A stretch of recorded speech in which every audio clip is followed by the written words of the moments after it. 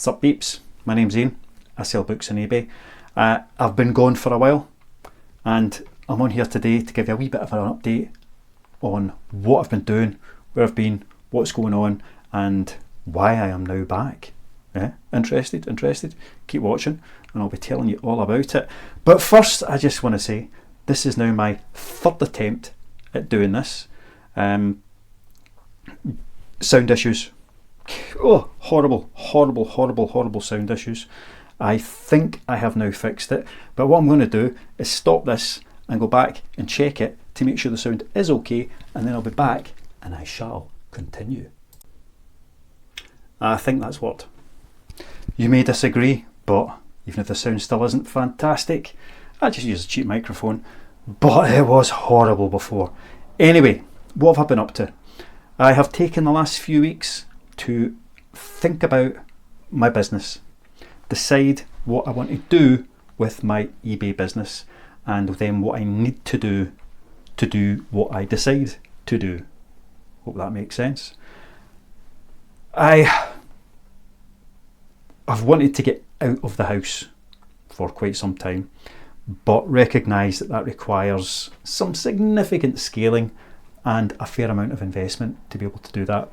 So I worked out what I need to do to be able to afford to do that, and essentially I won't go into specific numbers, but I need to treble my daily sales, my average daily sales. I need that trebled to be able to not just pay the expenses of having, a unit somewhere with, all the costs that you incur with that, but to, within a fairly short period of time, actually have enough money there to get moved in to suitable premises. You've got deposits, you've got obviously rent, lots of other fees round about that, as well as fittings, fixtures and fittings. Going to need a lot of new shelving, all of these bits and pieces. So I've worked all of that out.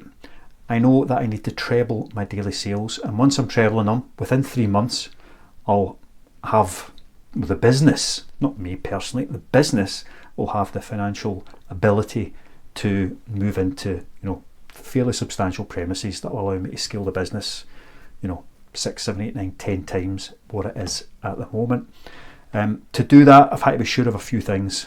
That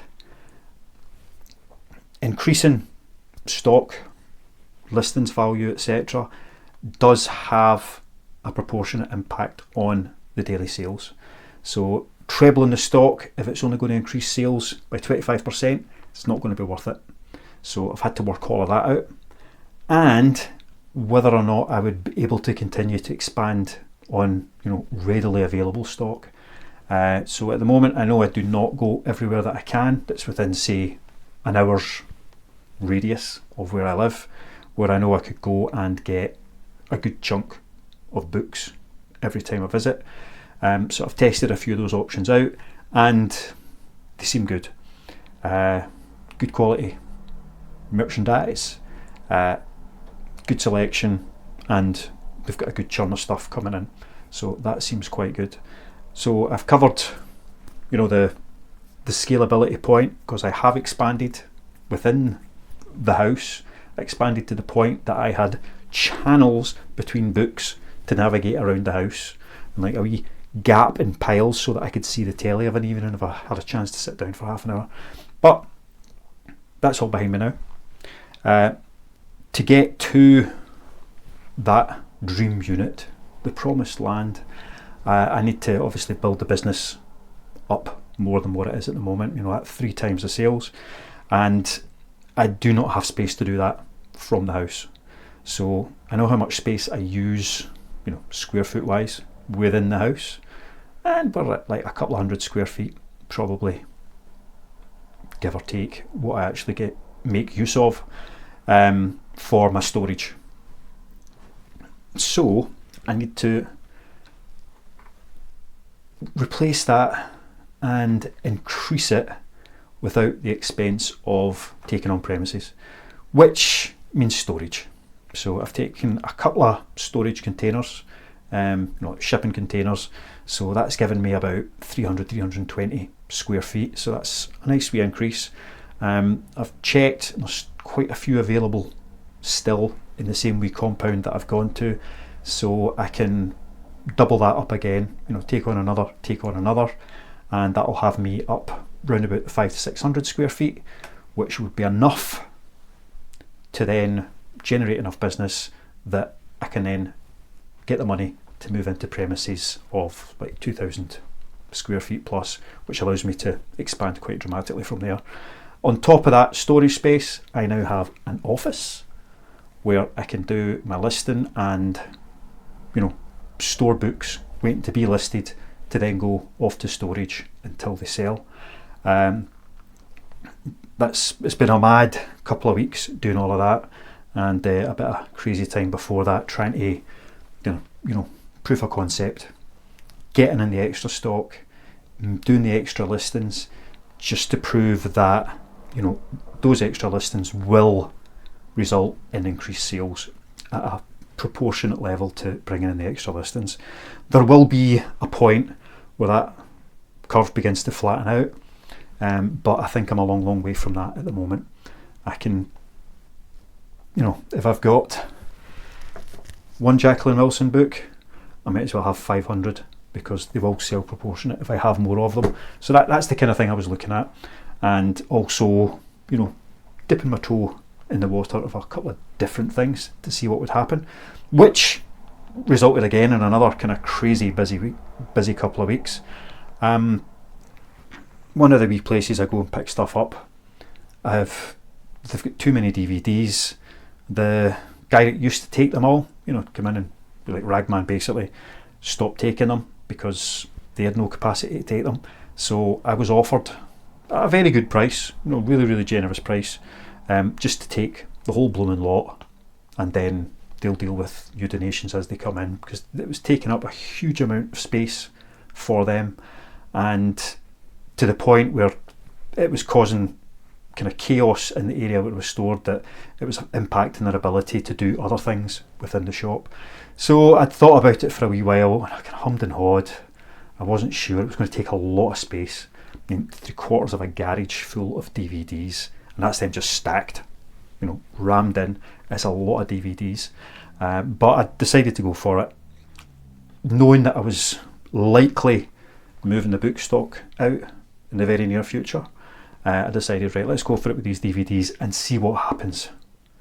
Worst comes to the worst possible scenario, I end up with a garage full of DVDs until I can get a skip and get rid of them. But even paying for a skip to get rid of them would still work out a pretty cheap price for all those DVDs, considering what I paid. But made a few different listings, 100 random movies, 20 random discs, a bundle of Disney, a bundle of this, a bundle of that, 20 quid for 100 DVDs, or £22, something like that, like 9 quid for 20, and they're selling that way, not like a ridiculous rate, but they are moving out the door. A couple of big old bundles a week, that's fine. That's a tenner I wouldn't have had otherwise.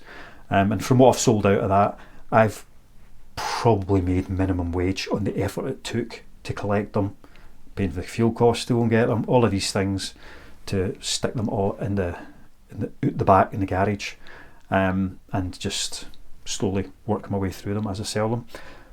So it's kind of worked out. It's way more space than I would want to use for the value that's coming back on them.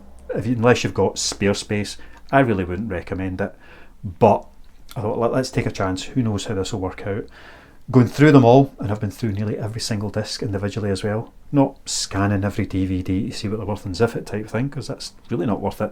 But anything that's kind of interesting, I've been pulling it out. I've been looking it up, checking sell-through rates on different bits and pieces.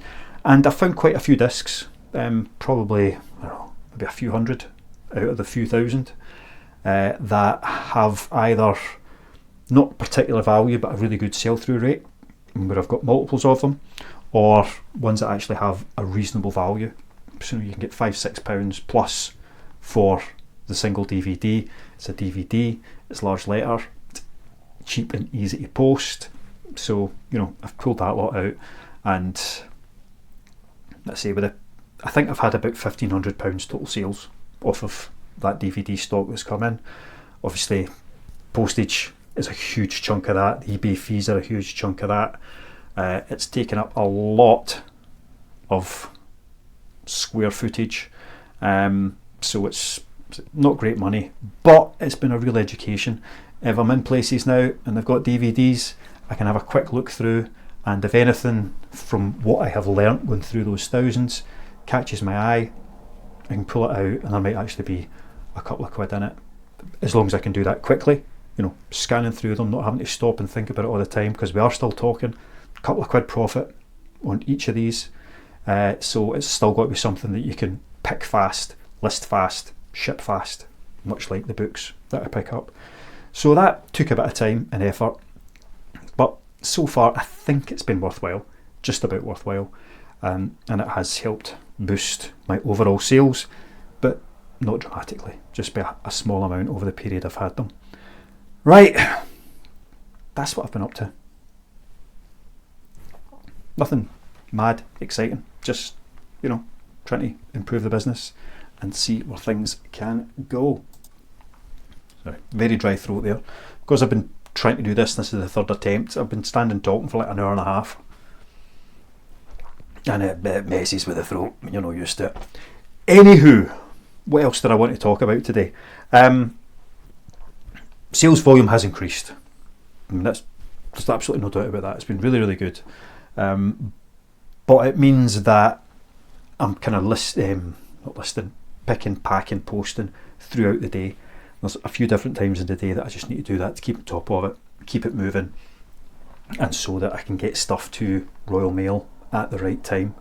Where I've gone from a storage container is right next to the Royal Mail depot, which is fantastic, but it means that I've got to kind of plan my day around how to structure that.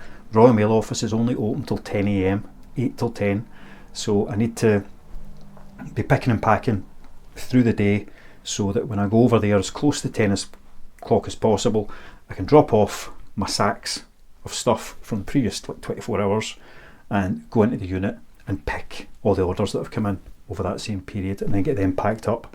To be honest, I'm kind of doing that a couple of times a day at the moment, so I'll get stuff in the morning that's come in overnight and get that cycle back over there in the afternoon. The afternoon drop is smaller than the morning drop usually, so I'm able to just use the parcel box. It doesn't get too full. Pick up some more to pack, you know, that's how it works. But it's working quite well at the moment, which is good, and it means I've got this office space to work from. Stuff waiting to be listed. I've now got plenty of room to stack that up in an organised fashion. Beforehand it was just piles of books behind where I worked. It's like grab a few, list them, grab a few, list them. Now I've got enough space here that I can get things organised by author, which for all my bread and butter makes it much easier. You know, I can go in, find my Christopher Brookmeyer listings and add to them all in one go instead of having to mess about too much, which is kind of what I did previously, but this just makes it so much easier. However, I've got 3 or 4 times that amount of books waiting to get listed just now because I've not done much listing the last few days. It's just been mad trying to get stuff moved. I was going to rent a van, which would have made it much easier, but then I would have had to go out and get a whole load of boxes, which wouldn't have made it easier. It would have made it very, very expensive. So I've got enough IKEA Primark type big bags that I can totally fill my car to capacity with books. When I say capacity, to short of the suspension braking. But I think I've done about 20 runs so far, and that's only one of the storage units that I've taken on full. I've taken on 2, that's how much I've got here at the moment.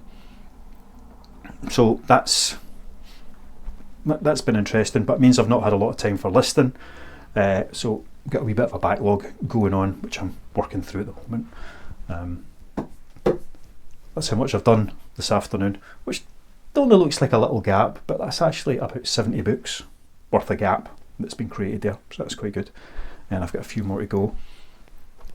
Also, I've been looking at higher value. Higher value is good. Higher value requires education, You've got to know what you're looking for.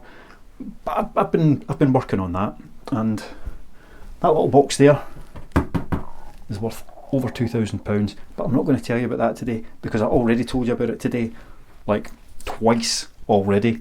And to be honest, I'm not pulling it down again. I don't like handling these things that often, but I'll come back and tell you about them in a future video. They're already listed. You can go and have a browse through my eBay store. You may be able to work out what they are. Who knows? But absolute bangers, and I did pay up for them, but still really good profit. However, just from this weekend, I can't really show you my daily sales as they're going out, because it just becomes too convoluted. I will try and show you any really interesting sales as and when they happen, but for the most part, what I want to be sharing with you going forward in these videos is really just at the pickup end. So interesting pickups, stuff that I'm getting a lot of that's selling well, anything like that. So today we have how to see fairies. There he is. There he is. There he is. So how to see fairies. Apparently you tilt the book, which, you know, they could have just said that on the cover and you wouldn't have needed all the rest, but it's a really nice book. It's got lots of interactive bits. There's pop-ups and, oh yes, there we go. There's, you know, lovely big pop-up display. So really pretty little book, and it sells for about 15 quid. So that's why I'm sharing that with you. One to keep your eyes open for. It seems to sell fairly regularly, quite well, for about £15. So How to See Fairies by Brian Froud and John Matthews. There you go. There's one to keep your eyes open for.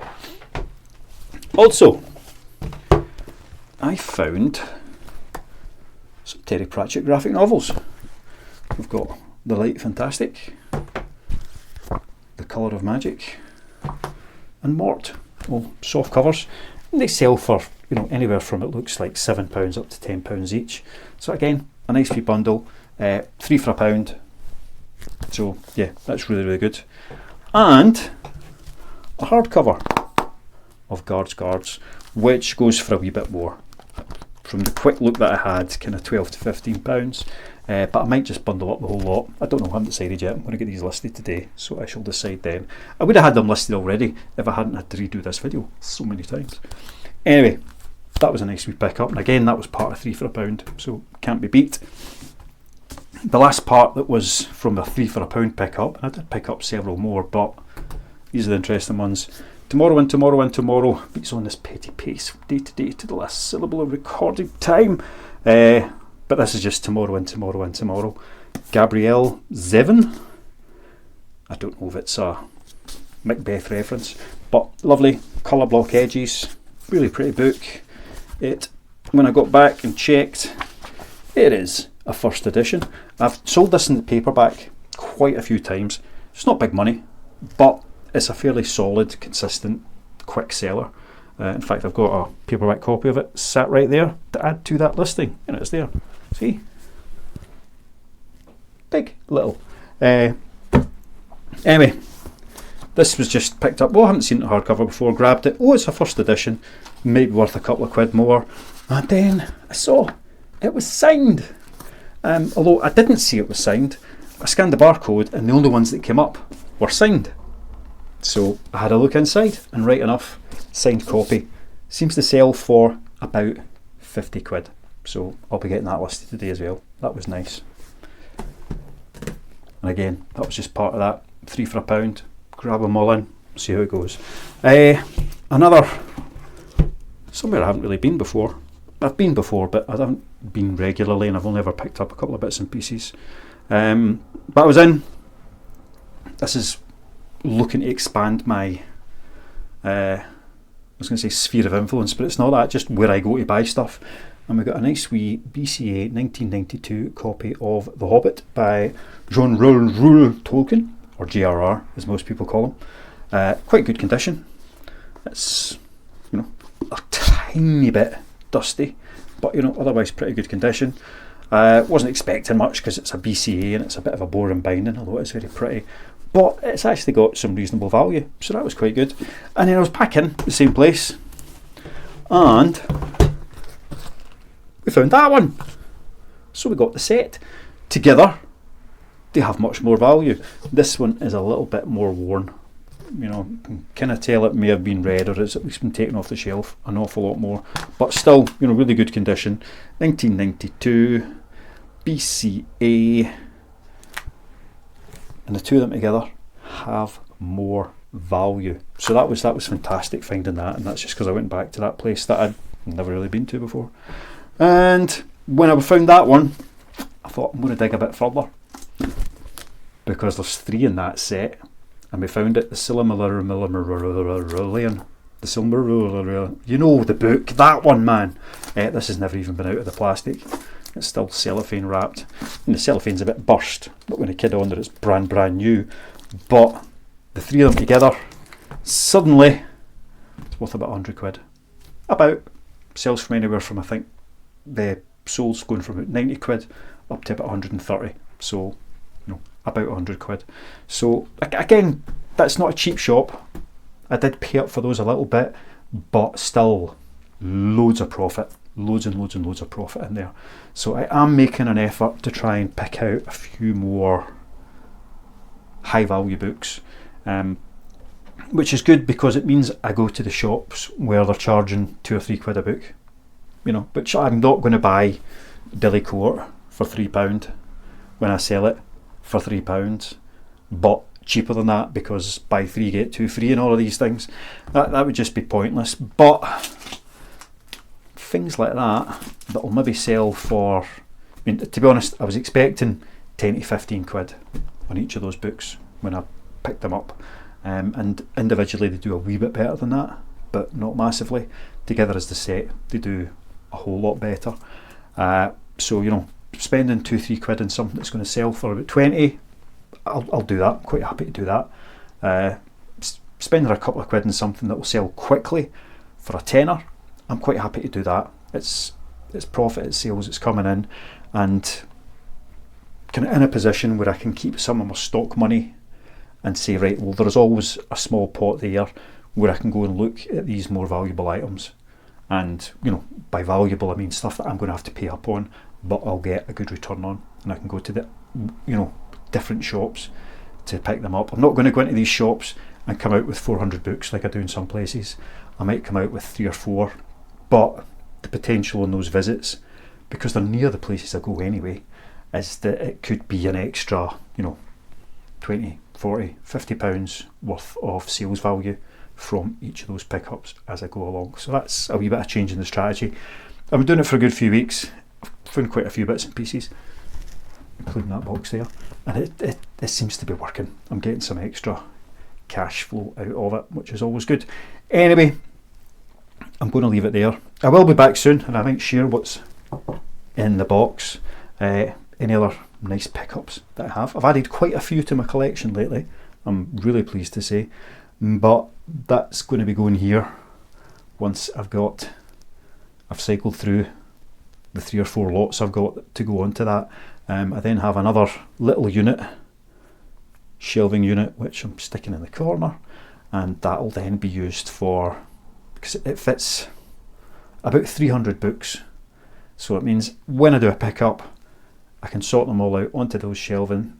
You can't see what I'm talking about, it's not even there yet, it's sitting in another room because I need to hoover in the corner, to be honest. So that'll be my cycling through, and then I've got somewhere to store my own books that I've been collecting over the years, rather than having them all tucked away in a corner where I can't even get to them, which is very frustrating, especially when I want to read them. Anyway, that's what will be going up there at some point in the next few weeks. Maybe sooner than that, we'll see how it all works out. But for now, I'm going to leave it there. It's been great to see you all again, because I can see through the camera. See you. I can see you. Thanks very much for watching, for joining me on my little adventure. I will take you to the unit sometime very, very soon. It's tricky with the technology, but yeah, we'll see what we can do. I'll show you the units. Storage containers, man, who am I kidding on? It's not a unit, a couple of storage containers. So just a wee bit more tidying up and organising to do in there, and then I'll take you on a wee tour of them sometime soon. If you want to see that, say yay. If you really don't want to see that, say nay. and then I won't bother taking you. But we'll see how it goes. Thanks for watching. Subscribe if you haven't. Leave a comment, like. There's lots of other things I'm probably meant to be saying right here, right now. I don't know what they are, but whatever it is, I'll see you soon, hopefully.